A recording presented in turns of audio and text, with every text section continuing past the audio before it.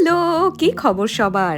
দিনের বেলা সমুদ্র সৈকত ঘুরে রাতের ভাইজ্যাক শহরটা ঠিক কতটা মায়াবী সেটা দেখবার জন্য বেরিয়ে পড়েছিলাম দুজনে মিলে। মোটামুটি মিনিট কুড়ি ড্রাইভের পর পৌঁছে গিয়েছিলাম সিএমআর সেন্ট্রাল মলে।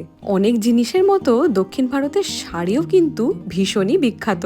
যদিও শাড়ি কাপড় সম্পর্কে আমার সেরকম আইডিয়া নেই, কিন্তু চারপাশে এমন থরে থরে সাজানো রং বেরঙের শাড়ি কাপড় দেখতে দেখতে ঘড়িতে কটা বাজে, রাতে কি খাবো আর কখনই বা হোটেলে ফিরবো, এই সব কিছুই ভুলে গেছিলাম। দক্ষিণ ভারতের সিল্ক শাড়ি তো খুবই বিখ্যাত, আপনারা সবাই জানেন, কিন্তু মলের মধ্যে 149 টাকা করে শিফন শাড়ি বিক্রি হচ্ছে দেখে খানিকটা অবাকই হয়েছিলাম। যাই হোক, সেসব রেখে নিজের জন্য বেসিক দুটো টপ কিনলাম, কারণ 4 দিনের জন্য পুরী ঘুরবো বলে বেরিয়েছিলাম, সেখানে চলে এসেছি ভাইজ্যাক, তাই জামা কাপড় তো কম পড়ছিল, ওই জন্য দুটো টপ কিনলাম, সঙ্গে পেয়েছি একটা তেলুগু ভাষায় ক্যালেন্ডার। এরপর রাতের পেট পুজো করার পালা, চলে গিয়েছিলাম মলের ফুড কোর্টে। কয়েকদিন যাবৎ সাম্বার আর বড়া খেয়ে মুখটা একেবারে মেরে গিয়েছিল।